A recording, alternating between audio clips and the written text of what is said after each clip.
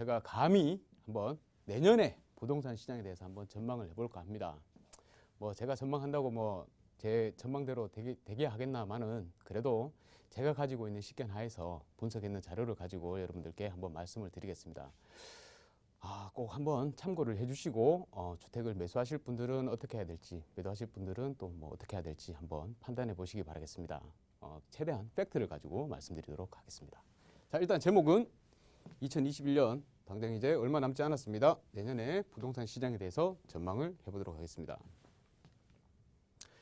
일단 현재까지를 한번 살펴보겠습니다. 현재까지 올해 들어가지고 이제 현재의 매매 가격 상황을 한번 살펴볼 텐데요. 여러분들 다 아시다시피 이 자료가 이제 KB 국민은행의 매매 가격 지수 데이터를 갖고 왔는 겁니다. 이게 지금 현재 자료는 23일, 11월 23일까지 나왔는데 제가 요거를 만들 때 이번 주에 만들 때까지는 그래도 16일 것까지밖에 없어서 바로 적용은 못했습니다. 하지만 크게 달라지지는 않았을 것이다 라고 말씀드릴 수 있겠습니다.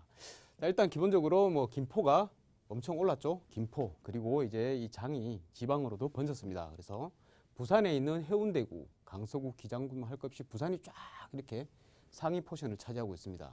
창원도 올랐고요. 울산 다 올랐습니다. 많이 올랐네요.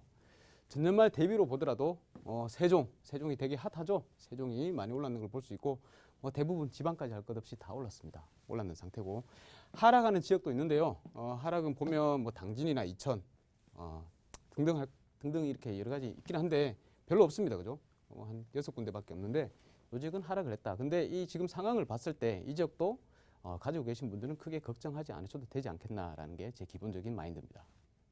자, 매매도 살펴봤지만 전세도 굉장히 중요합니다. 전세 가격이 올라가주면 어쩔 수 없이 매매 가격도 밀어주는, 그러니까 하방에서 탄탄하게 받쳐주는 게 바로 전세죠. 이 전세를 살펴보는 게 중요한데요. 다들 아시다시피 뭐 저금리도 물론 영향이 있겠지만 기본적으로 임대차 3법으로 인해서 가격 상한이 들어갔기 때문에 거기에 의해 가지고 전세 가격이 많이 상승했다고 볼 수 있습니다. 전세 가격 보시면 김포, 울산, 뭐 영등포, 부산 할 것 없이 전국적으로 전세가 오르고 있는 상황입니다. 계속 많이 올라가고 있죠. 자, 전년말 대비로 봤을 때도 세종부터 시작해서 대전 할 것 없이 용인, 수지구까지 많이 올라 있는 상황입니다. 물론 하락도 있습니다. 전세 가격이 목포는 하락이 됐네요. 뭐 물량이 많든지 뭔가 문제가 있긴 하겠죠. 자, 그런데 뭐 크게 하락률이 크지는 않습니다. 0.09% 정도 되고요. 그 외에 전년말 대비로 보면 하락했는 지역도 있긴 합니다. 근데 다들 이제 전세가 상향으로 전환되고 있는 시점이다라고 보시면 되겠습니다. 자, 보십시오. 지금 이 현재 서울 아파트의 매매 가격 지수입니다. 주택 매매 가격 지수인데요. 완전 다들 그러죠. 불장이라고 그럽니다. 그냥 빨간색이 지금 상승했는 건데요. 색깔이 진하면 진할수록 많이 상승했는 겁니다. 보시다시피 6월 달부터 시작해서 5월 말부터 시작해가지고 이렇게 아주 불장으로 형성이 되어 있습니다. 지금 현재 이 상황입니다. 서울의 전 지역이, 전구가 다 그렇다고 보시면 될 것 같고요. 그 외에 이제 경기도 지역의 아파트인데 뭐 올해 초에 잠깐 이렇게 긴박하게 오르다가 그 뒤로 조금 주춤했었습니다. 주춤하다가 여기 6월 달부터 시작해가지고 이렇게 또 장이 서울에서부터 경기도 전역으로 이제 좀 번지고 있는 그런 상황이라고 보시면 됩니다. 많이 올라가는 것 같습니다. 오르고 있죠. 자, 그리고 현재 이제 광역시, 지방 광역시인데요. 이 광역시도 보면 여기가 부산을 뜻하고 있고요. 부산, 그리고 여기가 대구, 그리고 여기가 인천입니다. 인천인데 보시면 지금 계속 더 붉어지고 있죠. 마찬가지로 대구도 마찬가지로 더 붉어지고 있는 상황이고요. 인천은 뭐 그렇게 붉어지진 않지만 그래도 빨간색의 모습을 보이고 있는 상황입니다. 부산 같은 경우는 해운대구가 그야말로 아주 상승을 주도를 하고 있습니다. 주도를 하고 있고 이로 인해 가지고 지금 현재는 조정 대상 지역으로 지정이 됐죠. 근데 앞으로 조금 더 두고 봐야 될 것 같습니다. 해운대부터 시작해 가지고 옆으로 쭉 지금 다 번지고 있는 이런 상황인 것을 볼 수 있고요. 확인할 수가 있고 대구도 마찬가지로 보시면 대구에 이제 가장 핫한 곳이 수성구인데 수성구뿐만 아니라 달서구도 많이 올랐습니다. 오르고 전체적으로 옆으로 이제 벌어지고 있는 상황. 인천도 이제 지금쯤이면 한번 눈여겨 보시고 매수를 한번 고민을 해보셔야 될 것 같습니다. 점점 더 붉게 색깔이 바뀌고 있습니다. 자, 지방의 아파트들도 대부분 다 그렇습니다. 이제 다 그냥 붉은색으로 표시가 되고 있는 것을 확인할 수 있습니다. 이게 왜 그러냐? 지금 기름을 부었는데요. 전세 가격이 이렇게 상승을 하고 있습니다. 이게 서울 아파트의 전세 가격인데요. 별로 그렇게 붉게 물들지는 않았습니다. 그냥 조금씩 원래 평년 기준으로 이렇게 상승률을 보이다가 갑자기 7월 말부터 시작해가지고 이렇게 아주 급격하게 붉은색으로 변하는 것을 볼 수 있습니다. 이게 임대차 3법의 영향이 아니고 뭐겠습니까? 자, 임대차 3법으로 인해 가지고 가격 조정이 들어가니까 계약갱신 청구권을 활용을 하기 때문에 사람들이 당연히 임대인 입장에서는 더 가격을 올려받으려고 할 거고요. 4년치를 한꺼번에. 그러다 보니까 가격이 올라갈 수밖에 없는 거죠. 매물은 씨가 마르고 그래서 전세 공급은 없어지고 가격은 오르게 될 수밖에 없다. 수요는 그대로기 때문에 오히려 수요는 늘어나고 있죠. 자, 그래서 가격이 상승하니까 전세 가격이 상승하니까 아까 앞선에 보셨던 매매 가격도 일반적으로 다들 상승할 수밖에 없는 상황입니다. 제가 계속 이렇게 설명해봤자 이만 아플 것 같고요. 보시면 경기도도 마찬가지로 이렇게 다 상승하고 있는 추세고 광역시도 해운대 마찬가지로 올라가고 있죠. 해운대가 올라가니까 매매가도 올라감으로 인해 가지고 옆으로 다 퍼지는 상황. 지금 다 퍼지고 있습니다. 옆에. 지금 현재 나와 있는 말씀드렸던 11월 16일까지인데요. 11월 23일로 보셔도 마찬가지일 겁니다. 더 상승하면 상승했지 줄어들지는 않을 겁니다. 이 상승 추세가 계속적으로 유지되고 있다. 앞으로 전세난에 전세 그 공급의 씨가 마름으로 인해 가지고 더 올라갈 소지가 있다.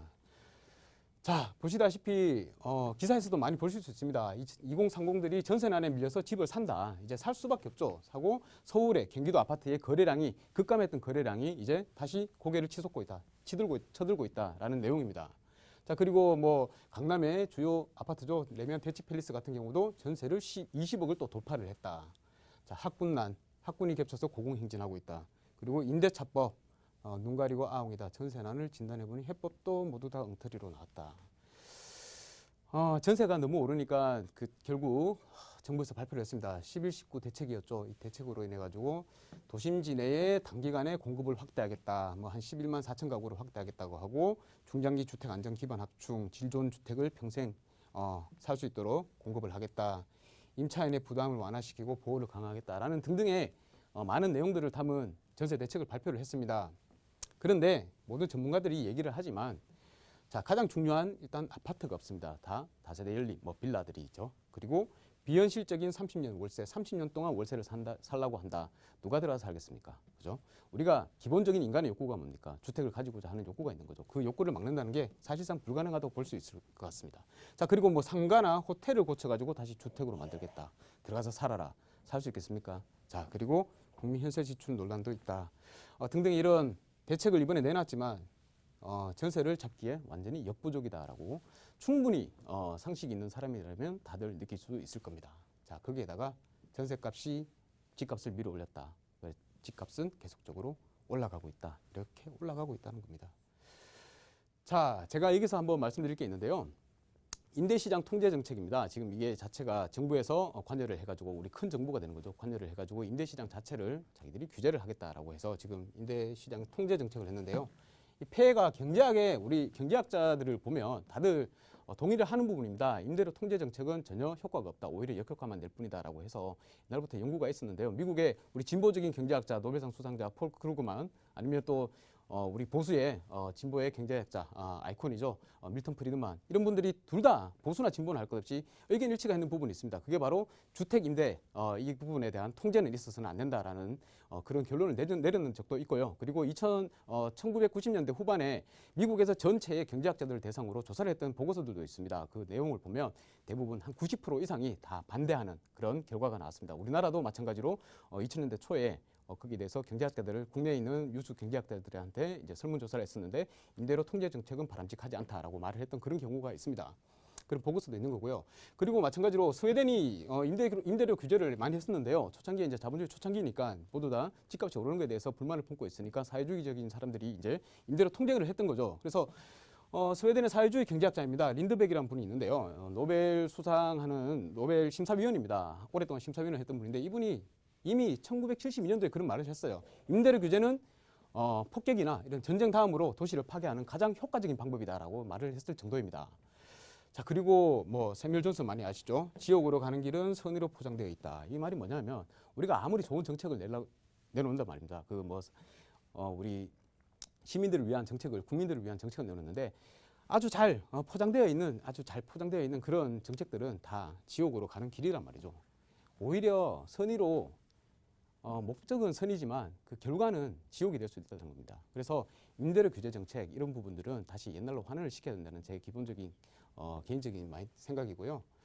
자, 어쨌든 앞으로 우리가 집값이 오를 수밖에 없다라고 저는 전망을 하고 있는데 왜 그런지 이유를 한번 살펴보겠습니다. 앞서서 말씀드렸듯이 전세값이 계속 치솟고 있습니다. 당연히 매매가의 하방을 강력하게 지지하기 때문에 더 내리지는 않을 것이다라는 게 충분히 예상이 가능하고, 그리고 시중에 유동성이 아주 굉장히 넘치고 있습니다. 통화량과 광해 통화량 M2와 주택 가격 지수를 보고 제가 설명을 드릴 거고요. 그리고 저금리 상황이 앞으로 향후 또 계속 지속될 것 같습니다. 그 내용과 또 부족한 공급 물량에 대해서 말씀을 드리겠습니다. 자, 이게 지금 미국의 상황인데요. 우리 통화량이라고 말하죠. 유동성이라고 말하는데 그러니까 돈입니다. 시중에 풀린 돈이라고 생각하시면 되겠습니다. 뭐 당연히 내가 가지고 있는 현금이 있을 수도 있고요. 은행에 풀려 있는, 은행에 들어가 있는, 그리고 그런 대출로 인해서 발행된 그런 통화량이라고 보시면 되겠습니다. 그게 이제 파란색 선으로 나타내 있는 이 그래프에서 파란색 선으로 나타내져 있고요. 그리고 주택 가격 지수가 미국에 있는 주택 가격입니다. 주택 가격 지수가 빨간색으로 표시되어 있습니다. 자, 여기 보시다시피 2000년대 중반부터 시작해서 2000 초반이죠. 2001년 정도부터 시작해서 이렇게 가격이 많이 올랐었습니다. 그런데 시중에 풀려있던 통화량은 밑에 수준으로 그냥 천천히 오르고 있었단 말이죠. 그러니까 이게 통화량에 시중에 풀린 돈에 비해서 가격이 많이 올랐다는 것이죠. 이게 바로 이제 좀 어떻게 말하면 버블이라고 말할 수 있죠. 버블이 발생을 하니까 이때 당시에 리먼 브러더스, 서브프라임 모기지론에 이제 의해 가지고 가격이 한번 전 세계적으로 금융 위기가 왔었죠. 그러다 보니까 폭락을 하는 겁니다. 그래서 하다 보니까 이제 적정 수준으로 가격이 내려왔던 거죠. 내려오고 난 다음에 계속 통화량을 증대를 합니다. 증대를 하다 보니까 주기에 따라 가지고 이렇게 가격이 올라가고 있는 거죠. 그리고 지금 현재 상황을 보면 여기 보이시죠? 이만큼 파란색 그래프만큼 이렇게 솟아 올라 있습니다. 이게 뭐냐면 지금 시중에 풀린 돈입니다. 코로나로 인해 가지고 직접적으로 정부에서 재난지원금 형태로 시민들에게 돈을 풀고 있습니다. 미국에서조차 말이죠. 이렇게 많이 풀고 있으니까 돈이 풀렸는 이 양이 너무 많아가지고 주택 가격에 비해 가지고 지금 더 상단에 올라와 있다는 겁니다. 그래서 주택 가격이 오를 수밖에 없다라는 게 제 기본적인 포지션이고요. 우리나라를 살펴봤을 때도 이게 지금 현재 그래프가 제가 광의 통화량 M2와 그리고 주택 가격 지수를 이렇게 살펴가지고 그래프를 넣는 겁니다.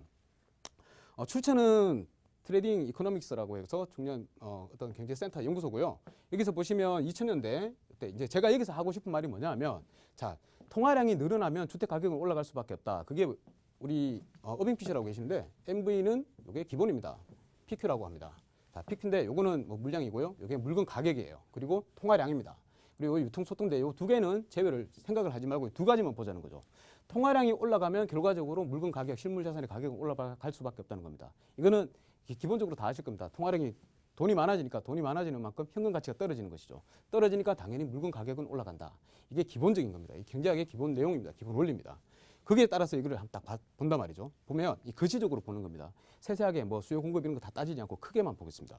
자, 그러면 우리가 2000년대 90년대 말부터 시작해가지고 IMF가 한번 왔었죠. IMF가 나오고 난 다음에 주택 가격이 떨어졌습니다. 통화량은 이 정도 있는데 그러면 저평가됐다는 거죠. 이 부분이 저평가죠. 저평가됐으니까 이만큼 올라갈 여지가 남아 있었다는 겁니다. 그래서 IMF가 지나고 나니까 자, 통화량은 여기 있고 주택 가격은 올라갈 수밖에 없습니다. 주택 가격이 통화량을 따라서 찾아 올라가는 거죠. 그런데 이제 요 부분 있죠. 요 부분은 약간의 이제 거품이 끼어 있다고 말할 수 있는데 어느 정도의 이 정도 차이는 있을 수 있다는 거죠. 근데 대신에 어쨌든 통화량을 따라 가지고 물건의 가격이 자산의 가격이, 실물 자산 가격이 따라 올라간다. 그래서 이 정도의 거품을 가지고 계속 따라 올라왔던 거죠. 자, 그리고 금융위기가 터졌죠. 2008년도에 금융위기가 터지고 그때도 뭐 크게 지장은 없었습니다. 지장 없이 이렇게 따라 올라가다가 지금 현재는 보면 어떤 상황이냐면 광해 통화량, 그러니까 시중에 있는 돈이 여기 보시면 주택 가격보다 더 높은 상황입니다. 더 높은 상황이고 이게 지금 앞으로 더 올라간다는 것이죠.